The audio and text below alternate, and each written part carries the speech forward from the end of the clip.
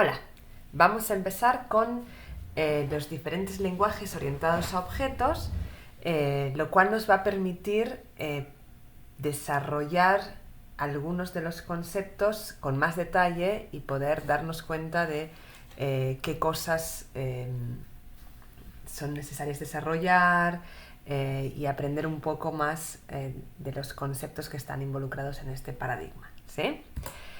Bueno, vamos a empezar con Simula 67, que es un lenguaje que empezó a desarrollarse en el año que se indica aproximadamente. Es el primer lenguaje orientado a objetos y sirvió de inspiración a muchos otros, ¿sí? Prácticamente todos los lenguajes mayoritarios orientados a objetos, en particular los primeros que podrían ser Smalltalk y C++, ¿sí? Y está basado en Algol 60, ¿sí? Era como una extensión de Algol 60 orientada a simulación, ¿sí? Aunque luego se vio que las abstracciones que se proponían servían también para modelar, para aplicarse a otro tipo de problemas, no solamente a simulación, ¿sí? Se empezó a desarrollar en Noruega, unos activistas y especialistas en investigación operativa noruegos, Dal, Mirholt y Nihart, no sé cómo se pronuncian estas cosas, querían hacer un lenguaje que les permitiera programar cosas, formalizar cosas bien abstractas, ¿sí? Bien conceptuales, porque querían programar, modelar cuestiones de sistemas industriales y sociales, ¿sí? Con lo cual no podían estar prestando atención al detalle porque saben que la capacidad cognitiva de los seres humanos, ¿sí? Nuestra memoria de trabajo, nuestra memoria a corto plazo, tiene límites. Por lo tanto, si nosotros lo estamos llenando con información sobre el detalle de la programación, no podemos manipular los conceptos, ¿sí? Por lo tanto, lo que trataron de hacer estas personas fue desarrollar un lenguaje donde los detalles quedaran ocultos y la mayor parte de la memoria de trabajo se pudiera emplear en manipular los conceptos. Y además, a la vez, que esto resultara en un lenguaje que fuera intuitivo, de forma que las personas sin mucha formación en computación también lo pudieran entender, ¿sí? Eso tendría que ser con... La teoría era que se iba a poder conseguir eso con el mismo esfuerzo, ya que los conceptos más abstractos iban a ser también más intuitivos, ¿sí? Lo cierto es que avanzaron en esa dirección, pero si nosotros lo vemos con los ojos de la programación moderna en la que la orientación a objetos se ha desarrollado mucho más, ha evolucionado mucho más, nos parece que tiene poca abstracción este primer lenguaje orientado a objetos, pero lo cierto es que sin los avances que se hicieron en este lenguaje, el resto de lenguajes no habrían avanzado tanto, ¿sí? O por lo menos los avances de este lenguaje sirvieron de inspiración a los que le siguieron. Veamos qué abstracciones se implementan en este lenguaje para poder manejar mejor conceptos complejos como los sociales o industriales. El primer concepto que se implementa es el concepto de clase, ¿sí? Las clases, conceptualmente, son definiciones de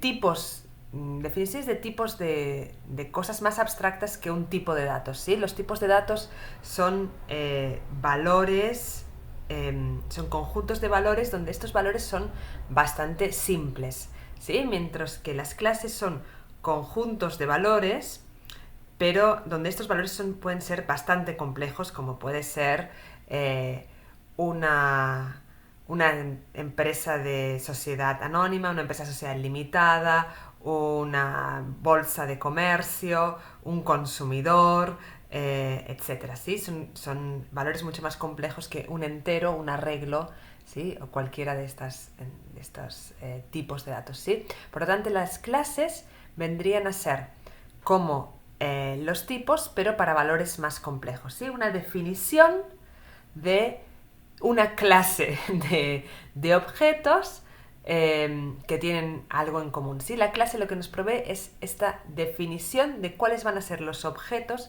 que van a pertenecer a esa clase. Una definición más o menos abstracta. Mientras que los objetos son las instancias efectivas, reales, con entidad concreta de esa clase, ¿sí? ¿Cómo se implementa esto? Bueno, las clases son procedimientos o funciones que definen estos objetos y los objetos son cada una de las ejecuciones de estas definiciones,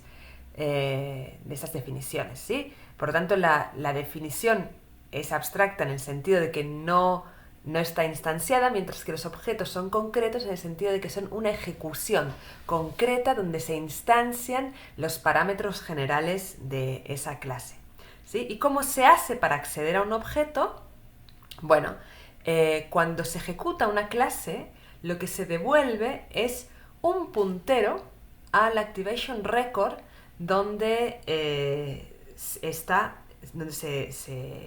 encuentra en la pila la ejecución de esa ejecución concreta de esa clase, ¿sí? Mediante ese puntero, esa referencia a un espacio en la memoria, nosotros podemos acceder a las variables concretas de esta instancia concreta, de esta ejecución concreta de la clase, ¿sí? Vamos a ver, y el manejo de memoria también se abstrae con recolección de basura en lugar de manejo explícito como se hace en C. Vamos a ver un ejemplo un poco más concreto de esto, ¿sí? Primero vamos a detallar un poco cómo se representan los objetos, ¿sí? Acá tenemos qué pasa cuando yo ejecuto un procedimiento clase. Cuando yo ejecuto un procedimiento clase, lo que sucede es que voy a ligar un nombre de variable, que es el nombre de un identificador de variable, ¿sí? Que es el identificador de variable al que yo ligo la nueva instancia de objeto obtenido de la clase.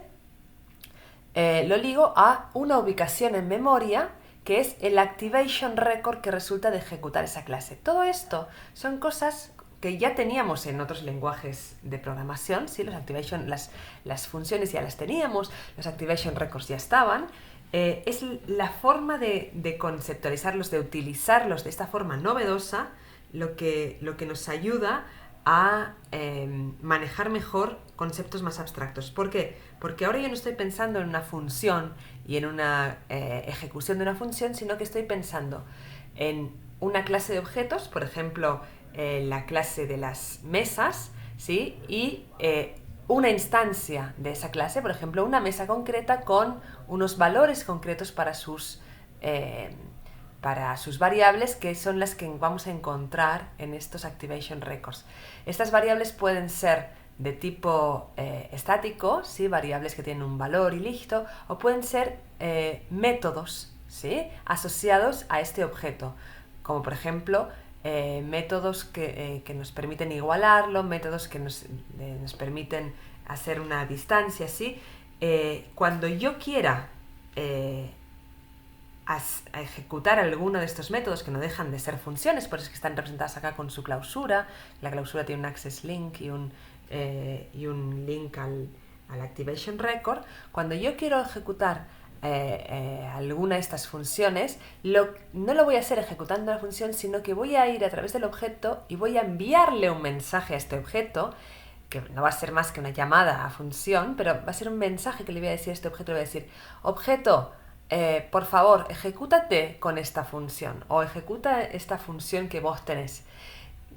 Mi forma de pensar el problema, cuando yo lo pienso así, es muy distinta, porque estoy centrándome en este objeto y le estoy atribuyendo una entidad que me permite pensarlo como un todo, en lugar de ser yo el programador el que decide ejecutar esto con estos argumentos, ¿sí? La forma de pensar las cosas es radicalmente distinta y nos permite pensar en los problemas de forma más intuitiva y más acorde a la forma como las personas pensamos, por lo menos algunos de los problemas, ¿sí?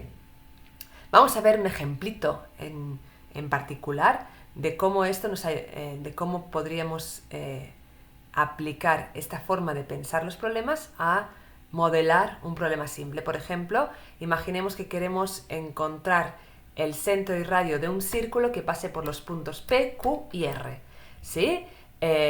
La solución para hacer eso, la solución geométrica estándar para hacer eso es dibujar círculos con el centro en estos puntos P, Q y R, ¿sí? Dibujar líneas a través de la intersección de los círculos y vamos a obtener que la intersección de estas líneas es el centro del círculo que estamos buscando, ¿sí? Esta es la forma geométrica, el algoritmo geométrico de obtener un círculo que pasa por 3 puntos determinados. Entonces, para poder modelar este problema, yo voy a necesitar modelar los objetos punto, y línea y círculo, y que estos objetos tengan coordenadas en el caso de los puntos, intersecciones, ¿sí? En el caso de los círculos y de las líneas. Vamos a ver entonces. Mis objetos son punto, línea y círculo, y las operaciones asociadas son: para un punto necesito saber si es igual a otro punto y también la distancia a otro punto, ¿sí? Para una línea necesito saber si es paralela a otra línea o si se encuentra y dónde. Dónde es un punto. Y para un círculo necesito saber si se interseca con otro círculo y cuál es la línea de intersección con este círculo. ¿Por qué una línea? Porque fíjense que la intersección entre un círculo y otro tiene 2 puntos, y cuando yo tengo 2 puntos ya puedo trazar una línea. ¿De acuerdo? Vamos, entonces para eso voy a programar, por ejemplo, esta clase punto en Simula, ¿sí? Que se programa de esta forma. Fíjense que tenemos una sintaxis un poco verbosa para que sea más fácil de ver visualmente dónde empieza y dónde termina esta clase, y cada vez que yo instancie esta clase voy a crear cada vez que yo ejecute esta clase, ¿sí? Con unos ciertos parámetros, voy a instanciar una nueva variable que va a ser nada más y nada menos que un activation record que está ligado a esta variable, ¿sí? Cuya dirección de memoria está ligada a esta variable, ¿tá? Y ahí yo puedo acceder a ciertas propiedades de estos objetos. ¿Qué sucede cuando yo estoy haciendo esto de acá? Lo que sucede es que yo voy al activation record que está linkeado desde P, me fijo en el método distancia que hay en este activation record, ¿sí? Me fijo en P, ¿sí? Que es este punto, y para este P, yo, que sigue siendo la dirección de este activation record, me fijo en X y me fijo en Y, que son los que han entrado, las variables locales de este activation record, ¿sí? El argumento P es un puntero a point y si no está inicializado tiene el valor none, ¿tá? Esta es la asignación de puntero. Bien, la clase línea en Simula tendría esta otra implementación, ¿sí? Tendríamos estos parámetros A, B y C, ¿sí? Tendríamos estos procedimientos paralelo, intersección, ¿sí? Y esta sería la inicialización de la línea, ¿sí? Recuerdan que habíamos dicho que siempre que se ejecuta que se instancia una clase en un objeto, se ejecuta un código que es el constructor o el código de inicialización. En este caso tenemos como inicialización tenemos la definición de estos procedimientos, ¿sí? De estos métodos, y tenemos también la asignación de valor a estas variables locales, ¿sí? Que nos permiten determinar si una línea es efectivamente una línea o no, ¿sí? Si no lo es, da un error, y si lo es, obtenemos estos valores que nos permiten trazar la geometría de la línea, ¿sí? Bien, esto como ejemplificación de cómo se arman los objetos. Ahora, habíamos hablado de una propiedad muy valiosa de la orientación a objetos, que es la herencia, ¿sí? La herencia, que era que yo podía usar parte de la implementación de una clase en las subclases, ¿sí? Por ejemplo, si yo tengo un punto y quiero hacer de repente un punto coloreado, no necesito volver a implementar todos los métodos, todo el código asociado a puntos, sino que puedo reusar el código que ya está asociado a la clase puntos, ¿sí? En Simula esto se puede hacer, existe la herencia, lo que se hace es prefijar el nombre de una clase a otra clase. ¿Y cómo se implementa esto? ¿Qué efectos tiene esto en la máquina? Que cuando creo un activation record, el objeto de una clase prefijada es la concatenación de objetos de cada clase del prefijo. Es decir, yo voy a crear un activation record donde tenga el código de la clase A, el código de la clase B y el código de la clase D asociados a este objeto de la clase D, que es una subclase de la clase B, que a su vez es una subclase de la clase A. ¿Se entiende? Bueno, espero que sí. Qué lástima que no me puedan contestar. Bueno, sobre el subtipado, recuerdan que habíamos dicho que el subtipado es una relación entre interfaces, ¿sí? En Simula, efectivamente, el tipo de un objeto es su clase. No se establece relación de subtipado entre interfaces, sino que la relación de subtipado en Simula es isomórfica con la herencia, ¿sí? El tipo de una subclase es un subtipo del tipo asociado a la superclase, ¿sí? Y ya está, ¿de acuerdo? Bueno, entonces las principales características que tiene Simula orientadas a objetos es que tiene clases, que tiene objetos, que tiene herencia y que tiene subtipado ligado a la herencia. Y además tiene una cosa que vamos a ver ahora en detalle en C++, que es los métodos virtuales, es decir, en una subclase podemos redefinir un método, una función, ¿sí? Podemos decir los pájaros vuelan, el pingüino es un tipo de pájaro que no vuela, ¿sí? Eso es legal hacerlo. ¿Qué cosas de orientación a objetos que nos han parecido valiosas por desarrollos en lenguajes posteriores no tenía Simula 67? No tenía encapsulación, ¿sí? Cualquiera podía acceder a la implementación de un objeto, y eso es algo que los lenguajes orientados a objetos prefieren que no suceda, y por lo tanto en los lenguajes posteriores se prohíbe, el lenguaje impide que los desarrolladores puedan hacer eso, igual que los lenguajes funcionales impiden que haya asignación destructiva, ¿sí?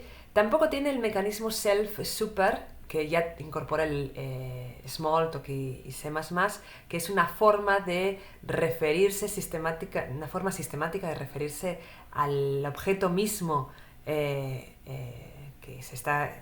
el que se está trabajando, sí, que un objeto pueda referirse a sí mismo. Era algo que no estaba muy bien sistematizado en Simula, pero que ya se empezaba a trabajar porque se podía usar la expresión this class para referirse al objeto en sí mismo, ¿sí? Solo que en lenguajes posteriores se desarrolla mucho más esta capacidad y se sistematiza mucho más. No hay una cosa que es bastante importante, que son las variables de clase, pero sí hay variables globales que se pueden usar para establecer diferentes niveles de visibilidad. Vamos a hablar más adelante de los niveles de visibilidad. Y tampoco tiene excepciones, ¿sí?